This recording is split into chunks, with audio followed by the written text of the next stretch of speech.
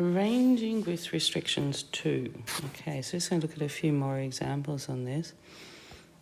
So let's just say we have 8 people and 2 people can't be together. And we want to also, hasn't got that written there, we want to arrange them in a line. Why? I don't know, but we're going to do it anyway. Okay, so we're going to arrange them in a line and 2 cannot be together. When you have the cannot case, you're actually better off getting the total with no restrictions. So all the different possible outcomes. And what you do is you minus, they must be together. So it's like the complementary event. So you're kind of taking the other side of it. So you get the total and then you minus that they need to be together. Okay, so let's look at that. Let's first of all see that they need to be together. So if you put them together in a line, you go A, B, then within themselves that can be arranged into 2 factorial. So if we have 8 people and we've got the 2 together and they become 1, you will have 6 left. So that's 1 plus 6, which is 7. So that makes 7 people. So it's 7 factorial times 2 factorial. That's the ways that they can be together. So now when you're looking at this, if you have no restrictions would be just 8 factorial. So when you have 8 factorial, it would be 8 factorial minus 7 factorial times 2 factorial. That would be the total number of ways that they are not together. Okay, so now we're looking at 8 people in a line, and Marley and Finn insist that they are at the beginning and start. Okay, well that's interesting. So let's put them at the beginning and at the start. Let's make 8 places in our line. So there's 1, 2, 3, 4, 5, 6. So 1, 2, 3, 4, 5, 6, 7, 8. And Marley and Finley, they've been a little bit difficult here. They really want to be at the start and the finish of the line. Okay, so they are 2 people. So you could have Finley at the start and Marley at the finish. Okay, or you could have Marley at the start and Finley at the finish, because there is a start and there is a finish. Okay, so then if we're looking at this, we go, all right, that means that at the start you have 2 people, if I choose the start first. So you always, when you're doing this, always choose your restriction. If you choose your restriction, then you seat the restriction first. It's like seat the people who have been a bit difficult, who have to have certain conditions first. So you got 2 times 1. Okay, so you've got to seat the restriction first, and then what you do is you do the remaining. So if I take out Marley and Finley, there would be 6 people left. So that means if you now seat them, we'll do the first seat, that'll be 6 possibilities there, times 5 there, times 4 there, times 3 there, times 2 there, times 1. So it ends up being 6 factorial times 2 factorial. Okay, now we're going to have boys and girls, 4 boys, 4 girls. We're going to put them in a line and we're going to alternate them. Okay, so because it is an even number, if it wasn't an even number, if you had even number of boys and girls, not an even number, but you have, the same number of boys and girls, so we really shouldn't be using even, they are even, but you could have 3 and 3. So if you have the same number of boys and girls, then when you alternate, then you go boy, girl, boy, girl, boy, girl, and boy, girl. But there also is another possibility. If you swap that, you could start with a girl. So you go girl, boy, girl, boy, girl, boy, girl, boy. Okay? So it's like you could do that, but then if you now look at that, you could go, all right, you could do that in 2 ways. So let's just do it as if I had the boy, girl first. So let's just seat the boys first. So the boy first there. So the boys, there would be 4 boys to choose from, and then I'm going to sit it in the next seat, which would be next boy seat, which would be there, and then the next boy seat would be there, and the next one would be there. And then when you're doing the next one, this would be girl here. So this could be 4 and then times 3 and then times 2. So if you look at that, it actually just ends up being 4 factorial times 4 factorial. Okay? But we got a problem because it could start with a boy or start with a girl. So then you have to times 2 or times 2 factorial, which is really the same thing. And that takes into account when you swap them. Okay, so now we're going to look at this. 8 people, and Jess, McCall and Rosie must be together with Jess in the middle.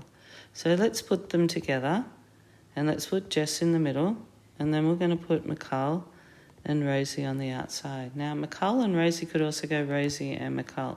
So that's times another 2 factorial, which is 2. So you just times in another 2.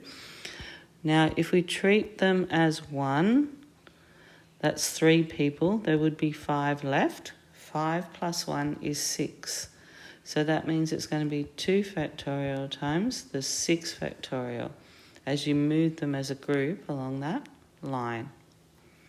Okay, so let's have another look here now. We have 6 people entering a doorway. Zach must go in after Charlie. So if they're entering the doorway, let's just look at the possibilities. Here's my door here.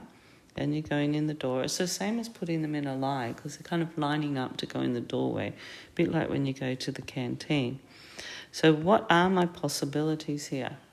Now, it's interesting here, Zach must go over after Charlie. So let's put Charlie in the first place. So if I put Charlie going in first, that means Zach would actually have 1, 2, 3, 4, 5 choices. So Zach would then have 5 choices. So let's just put Zach there and we'll put him as 5 choices. If Zach has 5 choices, regardless of where Zach goes, even if I put Zach here and I give him 5 choices, anybody else who goes through would then have, so I've done 6 people. If I take out Zach and Charlie, then you have 4 people left. So that means they have 4, 3, 2, 1 choices left. So that's going to be Zach's 5 choices times 4 factorial, okay? But that's just if Charlie went first. Charlie could also go in the next spot, couldn't he? But when Charlie goes in the next spot, how many choices does Zach have? Well, Zach could only go in the 4 places that are back here. So Zach will actually have 4 choices. So let's just seat Jack there and give him his 4 choices. Okay, so there's Zach. I'm just colouring him in yellow. And then, there you go, Zach. We'll put that as Zach. There you go, Zach. All right, so now the other people, there are 4 of them left. They could go here, here, so it's 4, 3, 2, 1. So that's 4 factorial. So far we have 5 times 4 factorial, 4 times 4 factorial. You can kind of probably see a pattern happening here. Now we're going to move Charlie back 1 more. And what does that do to the choices? So if Charlie goes back 1 more, that means that Zach has got less restrictions. So Zach could have 3 choices, wouldn't he? So Zach has his 3 choices. And then we have the 4 people.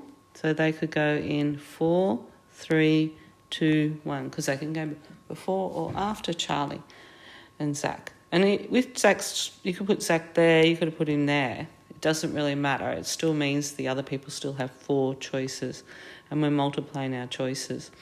So that's going to be 3 times 4 factorial. Looking very common here. It looks like there is some sort of a pattern. And now where are we going to put Charlie? So Charlie can go here in this one.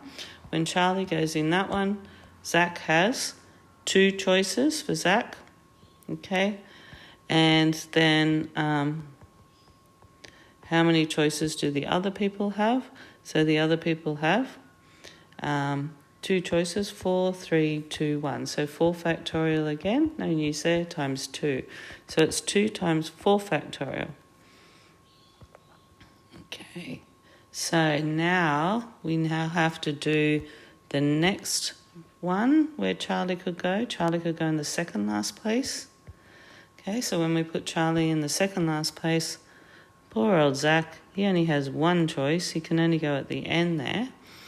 And then, so there he is, sitting at the end. After that, we can't really move him along the line anymore, and the other people must go before Charlie and Zach. So they have 4 factorial times 1. So that means it's 1 times 4 factorial. So when you add that up, it's 4 factorial, there's a times 5, plus 4 factorial times 4. Sorry, I'll just write it out. There you have 5 times 4 factorial, plus 4 times 4 factorial, plus 3 times 4 factorial, plus 2 times 4 factorial, plus 1 times 4 factorial.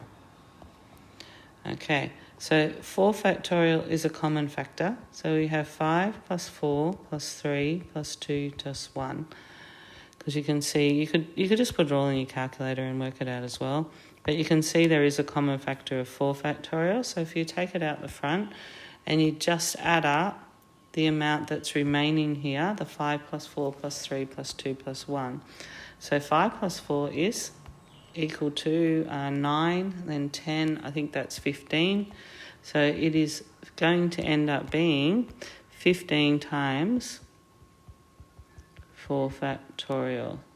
And 4 factorial is actually 12, so it's 15 times 12.